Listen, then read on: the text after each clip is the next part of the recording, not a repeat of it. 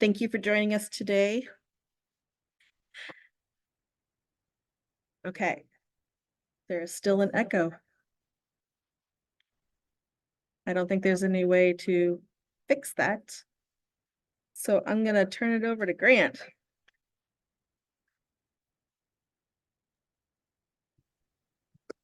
Hello, good afternoon, everybody. I am sharing my screen, so I can't see everyone. So Jennifer's going to help me out and make sure that if you have any questions or if you have anything that you would like me to stop on to clarify, just put it in the chat. And she will get it over to me and I will add it to the presentation. But again, my name is Grant Echohawk. And welcome to this session of our Business Power Hour, which is Business Plan 101, putting a great idea on paper.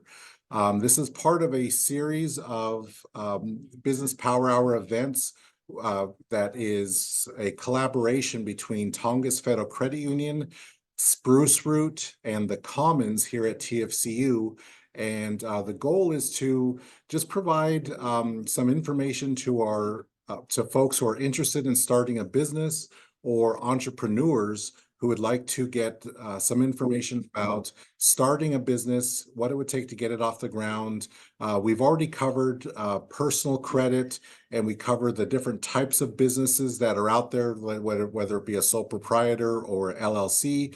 And now we are moving on to how to put together a business plan. At the end of this, because this is an hour session, I want to leave about 15 minutes towards the end for Q&A, which gives just under 45 minutes to go over the content. So this is going to be very high level content that should just give you a basic understanding of what a business plan is, why it's important, and how to put one together. But if you would like more in-depth information, you're welcome to reach out to me. I look at a lot of business plans, and what I did in this presentation is I put together a couple of different styles that I have seen, and also I'll talk through the different styles of business plan. A lot of people kind of put their own personality into them. So there's not one business plan there's not one format that's universal outside of the information that is needed to be an effective business plan. But how you put it together is kind of left up to the person and their own, like I said, their own personality or what they would like to convey with their plan. So we'll go and get started. And so switch. Hold on, we're having technical difficulties. Give me just a moment. There we go. Okay, as I already mentioned, I do work with Tongass Federal Credit Union, which is a not-for-profit financial cooperative serving Southeast Alaska's communities, as it is a mission-driven, certified community development financial institution. You'll notice the CDFI emblem on the slide. I also work with Spruce Root, which is another not-for-profit organization, and as well as a CDFI. And Spruce Root promotes economic development throughout the region. And we're here at the Commons, which is where my office is at. That's the Commons here in Ketchikan, which is the kind of the public square area of the Tongass Federal Credit Union campus. And myself, I'm a business loan specialist with Tongass Federal Credit Union. And as I mentioned, I do work with Spruce Root, focusing on personal wellness, education, small business and entrepreneur support, and small business financing. Most of the work that I do is actually in small business financing, and this is where I look at a lot of business plans. Okay. So what is a business plan? A business plan gives the entrepreneur or entrepreneurs the opportunity to introduce themselves, their business ideas, and their business goals to potential lenders or other interested parties. It also creates a roadmap to achieve the goals of the business for not only the person wanting to start a business, but for any other partners, stakeholders, or potential investors in the business. And it serves as an internal and external document to help keep everyone traveling in the same direction. A lot of, like I said, I look at a lot of business plans as part of my work in business lending, but I would argue that it's a good idea for everyone who's looking to start a business to develop a business plan, at least for your own personal use. And as we go through this, I hope you'll be able to see why it's so valuable when we look at the key components of a business plan. Because when you have all of these components put together and researched and understood, it can help you as a business owner or as an entrepreneur, help you make sure that you are focused in the right areas and that you account for as many variables as possible so you can have a successful and thriving business. So that's what a business plan is. It's kind of the stepping stone into your business strategy and is certainly into financing. Okay, so I'm going to start on the first component, and we're gonna go through this presentation as though we are helping somebody put a business plan together. And so the first component of a business plan is the executive summary. And the executive summary allows the reader to learn about the executive or leadership team of the business, operations, employees, locations, and the company mission statement. So I put together, you'll notice a photograph is not uncommon in a business plan, especially if the work that you're doing or the business that you're doing could be the environment or the culture could be emphasized, or you could more thoroughly explain what it is that your business is doing or what the environment is that you'll be working in. It is actually very common for a business plan to have photographs in it. The photographs often include the leadership of the business, the environment, or the type of work that they're doing. So in this case, the business that we're going to be, I guess the fictional business that we're going to be looking at is Southeast Canine Trek. And this is kind of just a quick example of a blurb that we might see in a executive summary. An executive summary could be a page, it could be 2 pages, but it's usually a snapshot of who's running the business, what they're trying to accomplish, and their mission statement. So in this case, I highlight that Southeast Canine Trek offers a unique Alaskan exploration experience, owned by a member of the Tsimshian Nation. Hold on, give me just a moment. I'm going to remove this from my screen. Okay. Let's see. Owned by a member of the Tsimshian Nation who was born and raised in southern Southeast Alaska, Shauna Trekker. And by the way, that is my little sister, Shauna, in the picture. Shauna Trekker gives her guests the opportunity to immerse themselves in the beautiful scenery of Alaska by guiding them to hidden places throughout the region. The walking tours in a standard tour package will include history of the people and the land, a campfire lunch, and endless memories and photo opportunities.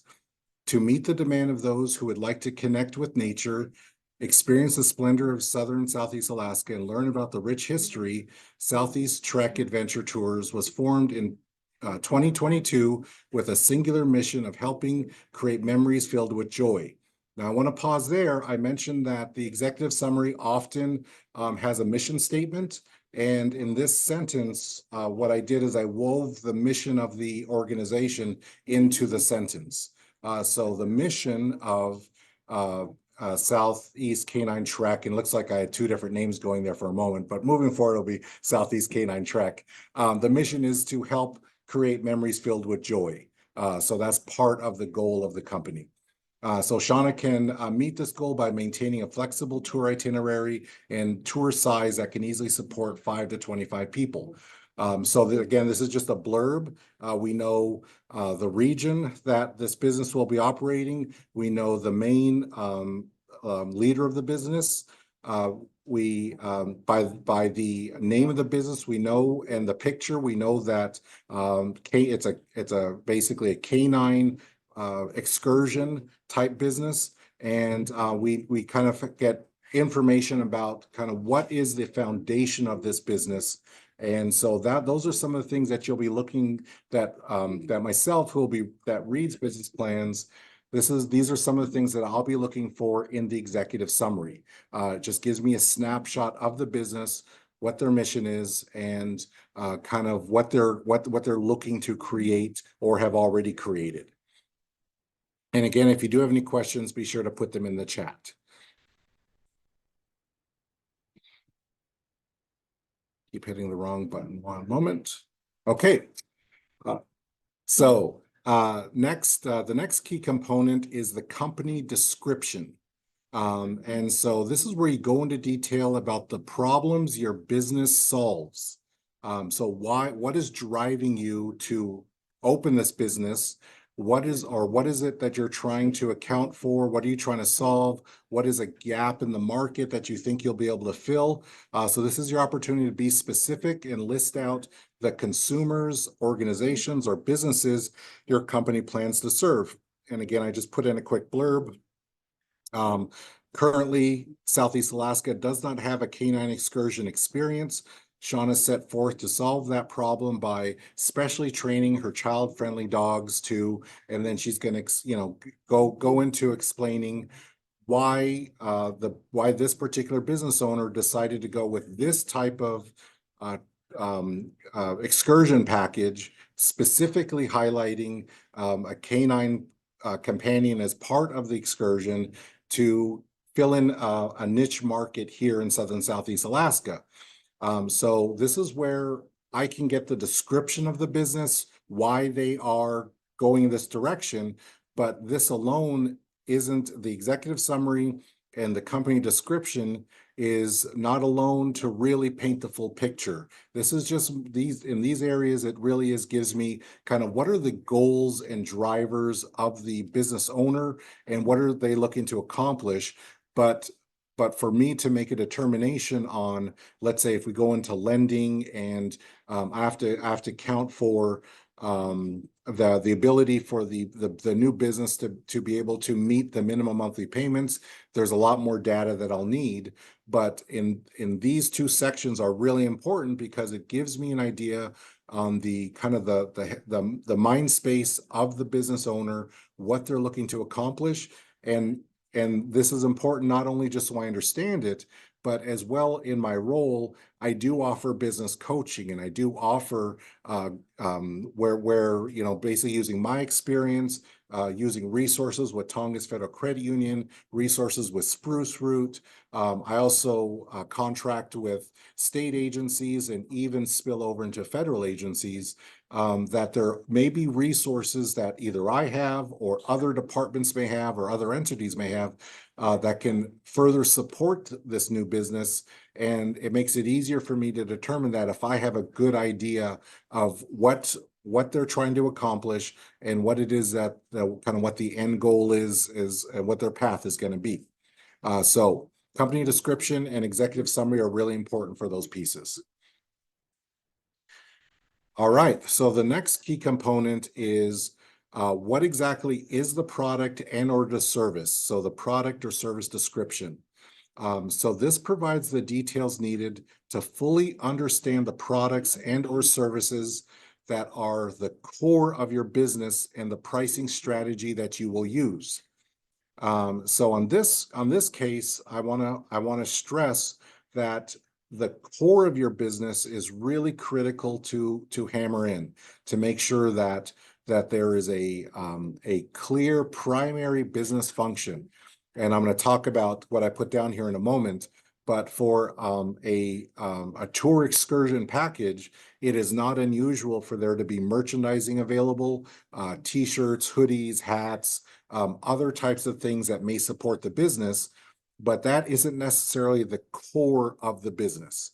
Now, you can mention it in the business plan as far as a way to supplement your income, for example, saying, especially if you are a tourism-based business, We typically want to hear about how are you going to be able to keep the lights on and keep your bills paid during the off season. So these other types of revenue generating activities are really important in that area. So you definitely want to talk about them. But what's really important is that you yourself who's putting together the business plan and myself who's reading it, I completely understand what is your core business strategy. And again, that not only helps ensure that you're maintaining, as the business owner, maintaining a path true to your mission, but also, as well as I mentioned, if I have resources or knowledge that I can tap into to ensure that your core business is successful as possible, the better I understand it, makes it easier for me to be able to do that. So in this case, for Southeast Canine Trek, the business owner is going to offer 3 tour packages, a 4-hour Pathfinder package that offers $50. It's a $50 per person with a 5-person minimum, and that includes a campfire lunch. And so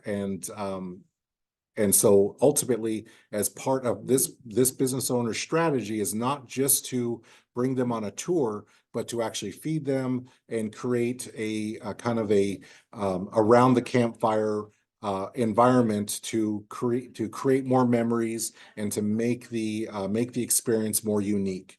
And then we have the next is the Explorer package.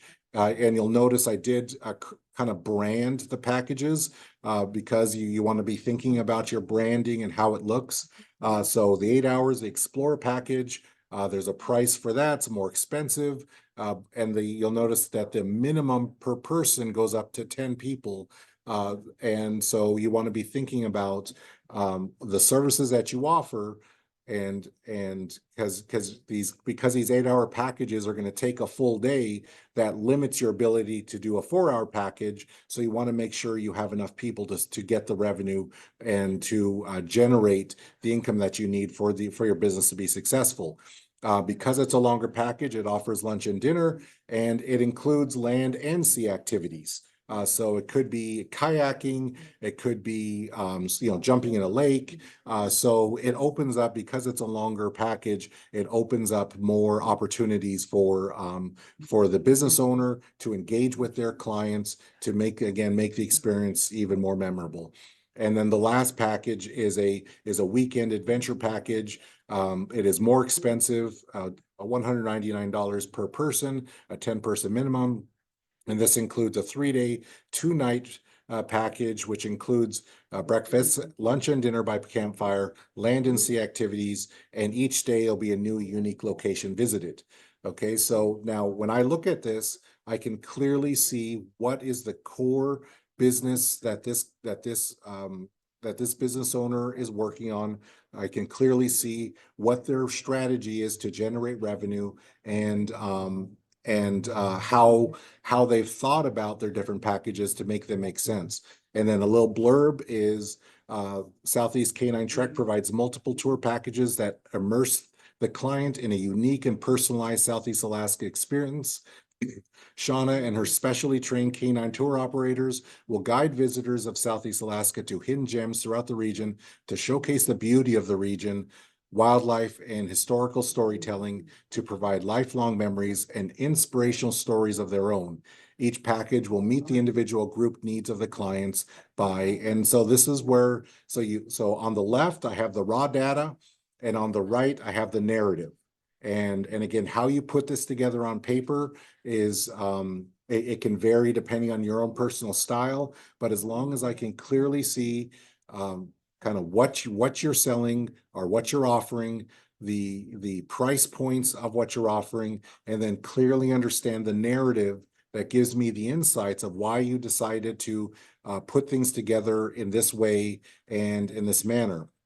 Now, this is really important, and I have a client that I've been working with all year long, and this is a client that, as I mentioned earlier, sometimes I partner with state and federal entities, and this is what I had to do to get the funding for this particular client, because it was such a large amount that was needed. So I was able to get go through those different entities to help with this funding.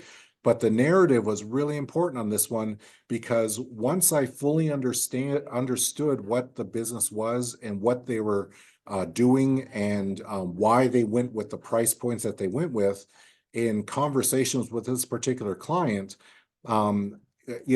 ultimately this client had a very unique business model that was in a common industry, but a very unique business model that required special equipment, that required special licensing, that required special insurance.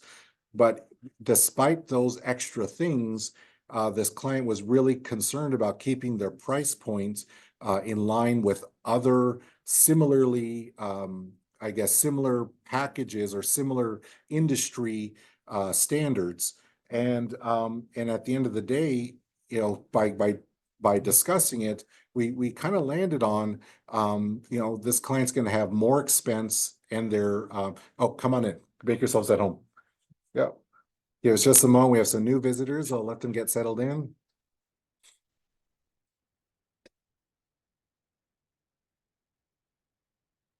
And so for those coming in a little bit later, Katie is, yeah, well, welcome. There's a couple of slides that we already went over. I don't mind at all kind of going back over and kind of showing what we covered. Okay, so going back to the other client, this narrative was really important because it was determined that this particular client and their business model and their business strategy was more expensive than and more unique than the others in their market. And so it didn't really make sense for them to for this particular client to have their pricing aligned with the rest of the market. It made more sense to have their pricing be a little bit more expensive because they're offering a little bit more, and they are, and it is such a unique service that they're providing that, again, requires unique equipment, has additional costs involved. And it was by considering that reality was actually was one of the ways that we could help justify the financing needed to get this project completed. So I know that there's an inclination to always keep prices down to be competitive in the market, but again, the market includes a variety of different products and services that are similar with different offers for each product and service. And that's kind of, if everybody offered the same exact thing, then it's less interesting for your clients, and it is there's less diversity in options. So just keep that in mind when you're pricing. You really take a look at what it is that, when you go through your narrative, what it is that you're offering, and make sure that your pricing is consistent not only with the market, but with what you're offering as well. And so again, that's where this narrative is really important. It helped us pin that down and put this particular client in a much better lending position that we were able to follow through on. Okay, the next key component is market customer analysis. And this provides critical knowledge about target customers, the market your business will operate in, what separates your business in the market. This is also your opportunity to convey a clear understanding of the market environment and show how, oh, I got cut off, and show how you will navigate it. But ultimately, this is basically market research. So in this case, again, we're going to the fictional business that we're talking about. It is a canine companion excursion tour business. So the business owner then would go in to take a look at, okay, how popular are our dogs? So research is in 2022, 90.5 million US households have a pet, with 69 million or 76% of them having a dog. So we can say that is a very popular pet in our society. And then you'll notice at the end of that first bullet point, there's a number 1, and then there's a corresponding I'm drawing a blank, but down here, there's a source down here at the bottom that I can reference, or a cited source that I can reference. Okay, and so the same thing with the next bullet point. The cruise industry brings in 1.5 million travelers to the area, or 1.1 million dog lovers.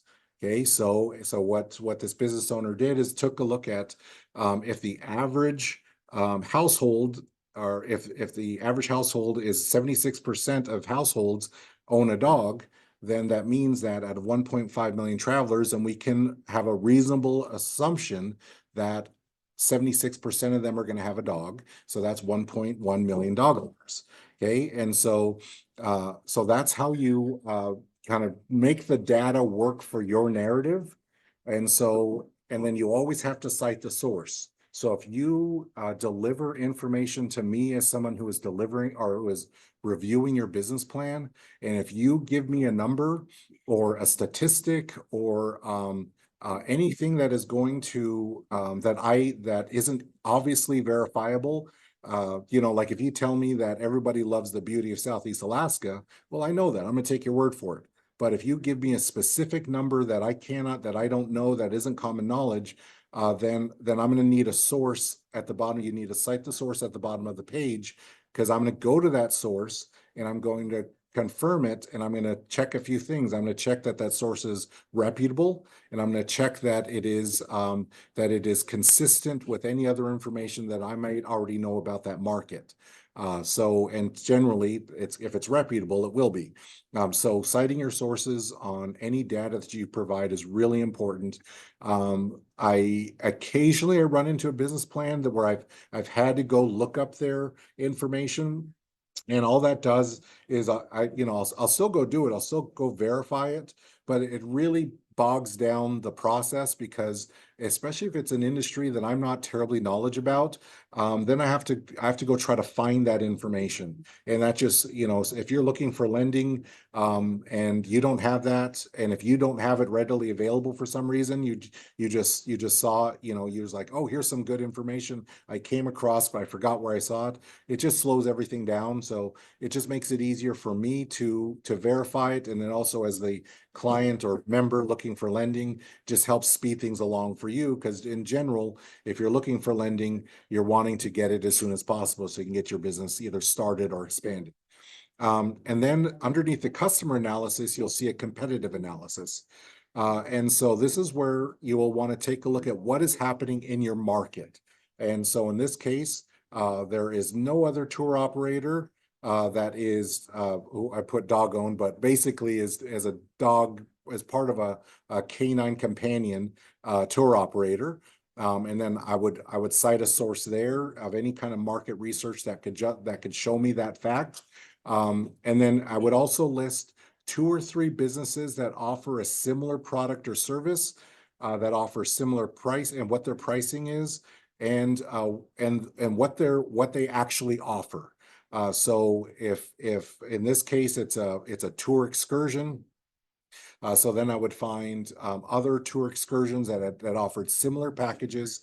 You would actually list these other businesses. So you would say it's ABC Tour Company, and these are the packages that they offer. This is the pricing that they offer.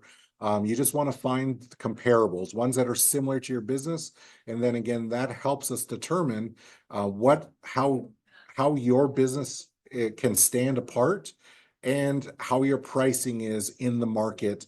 And again, going back to that other client, that was part of the component that allowed us to better price them for the services that they are offering.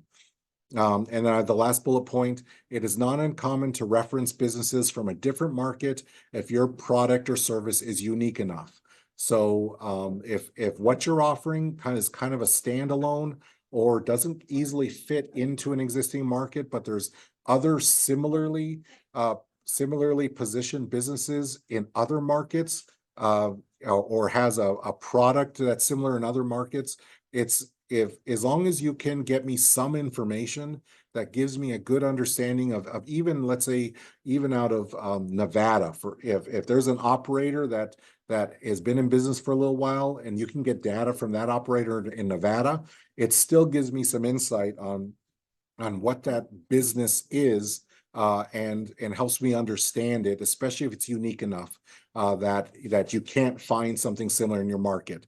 Try to find something in your market, obviously, because that's where you're going to be competing, but data elsewhere can be helpful, especially if it is an emerging market. So something to keep in mind. And again, last, I cannot stress enough, sources are really important when providing data. Okay, and then marketing strategy. So now that you have all of this data, now you're going to think about how you're going to market it. So this section provides details on how you'll plan to connect with your potential customers based on the customer, the market, and the competitive analysis that you've already completed. So now what this does for me is, as someone who looks at these business plans, is it helps me see that you were able to connect all the dots that you did in your customer analysis, that you did in your competitive analysis, that you did in your executive summary and what you wanted to accomplish. And you connected all the dots, you brought it all together, and now you have a marketing strategy. So a quick blurb on what that might look like is Southeast Canine Trek has multiple advertising and marketing strategies to reach the maximum number of travelers to Southern and Southeast Alaska. In addition, the branding of Southeast Canine Trek has been meticulously scrutinized with multiple local focus groups, local business owners who also operate in the tourism industry to provide feedback and further. So again, the narrative is really important to help me understand the steps that you took to put your marketing strategy together. And I highlighted, some of the things that I'm going to be looking for is I'm going to be looking for what is your social media strategy? Are you going to use print advertising? Because a lot of our Southeast Alaska communities still use a lot of print advertising. Are you going to use radio advertising? And if so, the specific details are really important. Here in Ketchikan, we have a local radio station, KRBD. So is it going to be on KRBD? And then what is the cycle of advertising? Is it going to be? Are you going to go through travel agencies? Have you looked at industry cross marketing between, let's say on these tours, you do a marketing or a product, you highlight another local business and you highlight their products in your business, and you guys partner that way. And in that other business, they help you advertise for your business. Things like that. I want to know how you're looking at your marketing and ways that you plan on increasing I guess either button clicks or anything else that can drive clients and customers to look at your business to help increase traffic, increase the likelihood that you're going to be able to get the customers that you need. That includes local partners and web searches. This particular picture was specifically chosen as part of the marketing strategy. If you remember early in the presentation during I can't remember if it was the executive summary, possibly the executive summary, where it talked about they were specially trained child-friendly dogs. So that's something that you'd want to highlight in your marketing to let your potential customers and clients know that this is a family business, or they can bring their family-friendly business, and that their children will have a great time with friendly dogs and everything's going to be great. So things like that. So your marketing strategy is a great place to just bring it all together. And when I see a really well done marketing strategy that brings all the pieces together, that's when I feel really good about, okay, like I said, they've connected all the dots. They put a lot of thought into this, and the greater likelihood, again, as you know, it's traffic to your website, traffic to your social media accounts, traffic to ear traffic. All that traffic just increases the likelihood of somebody saying, oh, hey, this sounds like fun. Just a quick blurb on that is I'm working with another client who is a new business, and the amount that this client requested that we were able to get funding for didn't necessarily require a business plan. but that was several months ago. Now we're coming back and we're looking at, as additional support, trying to help this client increase door swings to their business. And because there wasn't a business plan required, we didn't really talk about marketing. We just basically looked at financials, and this is just real quick. There's a special financing option specifically through Spruce Root. If you're asking for $50,000 or less on a business loan and your credit score is 675 or higher, you can get a truncated application, which allows you to get funding a little bit faster. So that's just one of the products that's offered in this partnership. So I just wanted to highlight that. So that's what the client took advantage of. So as I'm going back offering additional support, that particular loan did not require a business plan because it was, again, a smaller amount, and they met the other requirements. But in speaking with her, and this was actually just last week, we identified that there's some potential marketing opportunities that she hasn't taken advantage of yet that could help her improve her door swings and get more traffic to her business. And especially in a new business, it's so critical that you really focus on getting transactions, getting door swings, getting clicks on various websites and social media platforms, because you want to build that word of mouth advertising. Word of mouth advertising is still the most effective advertising out there. So the more people you come through your doors, the easier it is for those people, if they're like, oh, this is great, to spread that advertising for you, then that's less work that you have to do on the back end. So that's what we discussed. And if we had put together a marketing strategy prior, she may have gotten it close, gotten it going a little bit sooner. But again, this is why at the beginning of this presentation, I mentioned that even if it's not tied to funding or business lending, I would recommend put together a business strategy. A business plan, so you can think about all of these things, have a plan forward. So some quick marketing tweaks, you plan for those, and you get them started as soon as possible. That way you're coming out of the gate strong. So that's marketing strategy, and that's where you pull everything together. All right, and then the last component, and this is where specific to lending. When it comes to lending, I'm gonna need your financials, your projections, and the ask. And a lot of times people use Excel spreadsheets and kind of embed them in the business plan. I used a different format, one that another client used, and this is what I'm presenting. That was a little bit, I thought, a little bit more straightforward, and it gave me a clear understanding real quickly about what they need the money for and how they plan to generate the revenue. Again, this is a very rudimentary example of it, but it hopefully gives you just kind of a basic idea. But this is where you outline your understanding of the financial aspects of the business, how your established pricing model and projections will ensure your revenue exceeds expenses. So that's a really critical piece. You're going to have expenses for your business. You need to make sure you have enough revenue to not only cover your expenses, but is extra, so you can pay yourself and expand your business and grow. This is also where you outline where the funds will go if you are approved for the loan. So in this particular funding request, this client is seeking a $10,000 business loan. The funds will be used to meet multiple new business startup needs. So first, a website. And so this client outlines, I'm going to need it for a website. They give me the name of the vendor, how much it's going to cost. They give me, then the next is safety harnesses. And this client's gonna wants orange harnesses. Those are those harnesses for the dogs. So when they're out in the wild, they're bright and orange. So she's gonna buy 4 of them at $200. And so if she would just go down this list and say, this is what I'm gonna need, this is what I'm gonna use the money for. And this is really important when you get a business loan. The funds that you get approved for on the loan have to go to what you said they're going to go to.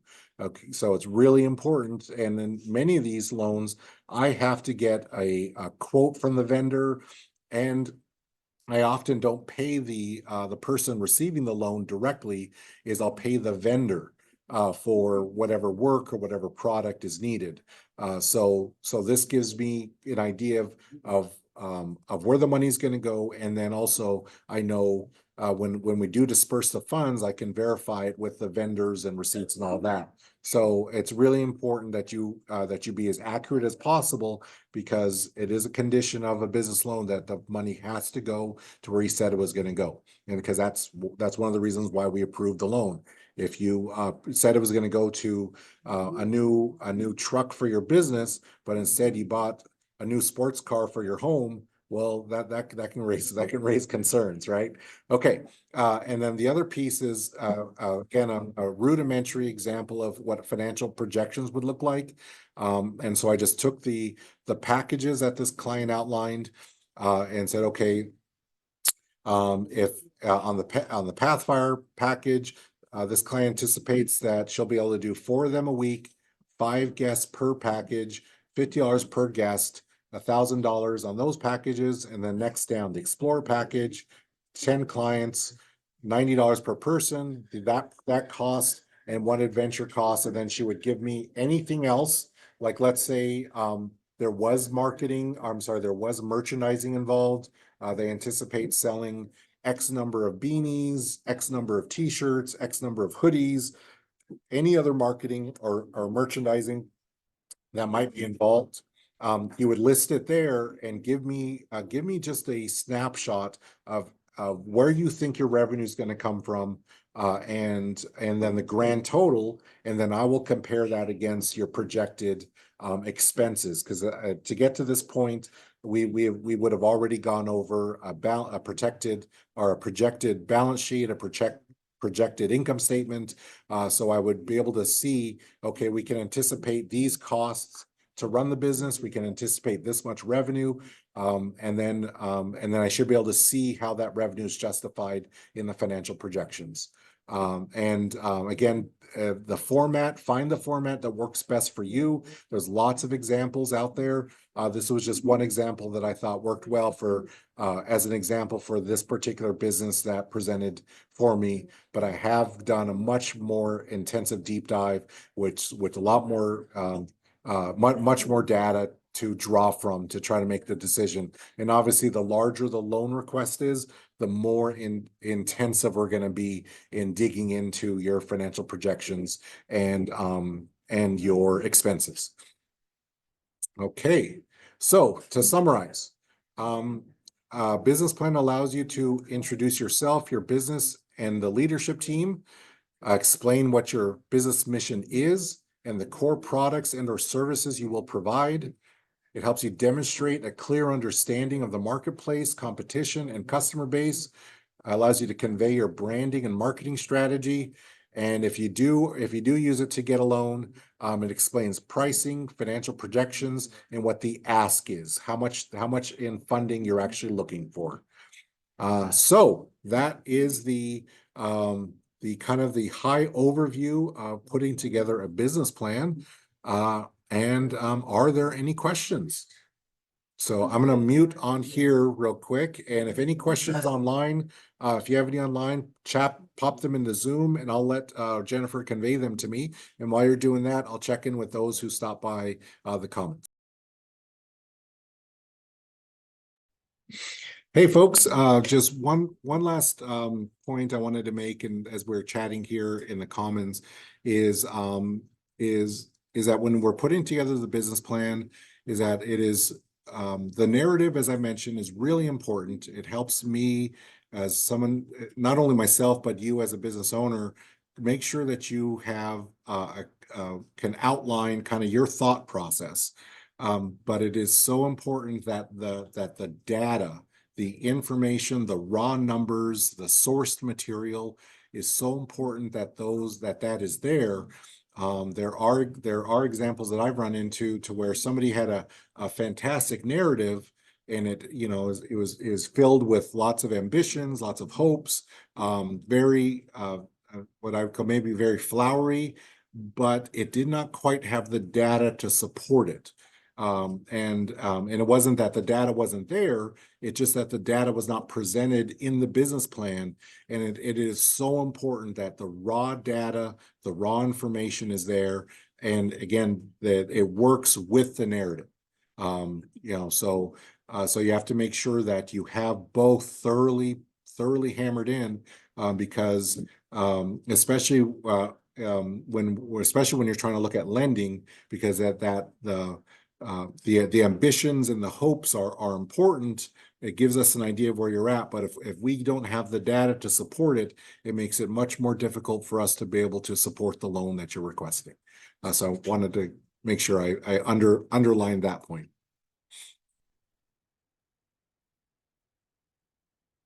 And any other question? All right, well, thank